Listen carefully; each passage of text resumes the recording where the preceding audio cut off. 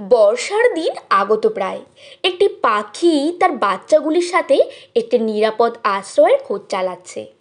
সে খুঁজছে এমন একটি গাছ যেটিতে সে বাসা বানালে নিরাপদে থাকবে সে, এবং তার বাচ্চাগুলিও নিরাপদে থাকবে।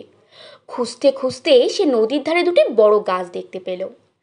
পাখিটি একটি গাছকে গিয়ে বলল, তুমি কি তোমার ডালে আমাকে বাসা বানানোর অনুমতি দেবে? এই গাছটি আগে কোনোদিনও কোনো পাখিকেই তার ডালে বাসা বানাতে বাধা দেয়নি, কিন্তু আজ গাছটি সরাসরি পাখিটিকে না বলে দিল, না, আমার ডালে তোমাকে কেন বাসা বানাতে দেব। এরপর পাখিটি অন্য গাছের কাছে যায় এবং তাকে জিজ্ঞাসা করে যে তার ডালে সে বাসা বানাতে পারে কিনা। অন্য গাছটি অনুমতি দিয়ে দেয়। এরপর পাখিটি সেই গাছের ডালে বাসা বানায়। এদিকে বর্ষা শুরু হয়ে গেছে। বর্ষার প্রথম জলেই নদীটি ফুলে ফেঁপে উঠেছে। হঠাৎ করেই প্রথম গাছটি নদীর ওপরে পড়ে গেল। এটি দেখে পাখিটি বলল, তোমার অহংকারেই তোমার পতনের কারণ। তুমি আমাকে বাসা বানাতে দাওনি। এবার দেখলে তো ভগবান কিভাবে তোমাকে শাস্তি দিয়েছেন। এটি শুনে ভেসে যাওয়া গাছটি শান্তভাবে উত্তর দিল, আমি জানি যে আমার শিকড় আলগা হয়ে গেছে।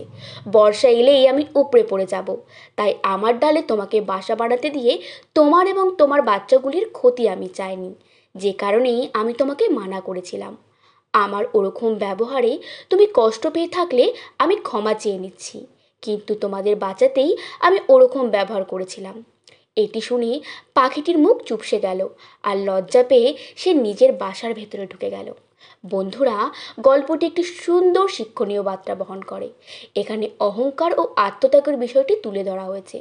প্রথম গাছটি অহংকারী ছিল না, বরং তার সীমাবদ্ধতা সম্পর্কে সচেতন ছিল, এবং সেই কারণে সেই পাখিটিকে বাসা বানাতে দেয়নি। গল্পটি থেকে আমরা শিখতে পারি যে দৃষ্টিভঙ্গি ও পরিস্থিতি বিবেচনা করা প্রয়োজন। সব কিছুকে আক্ষরিকভাবে না নিয়ে তার পেছনের কারণ ও উদ্দেশ্য বুঝতে চেষ্টা করা উচিত।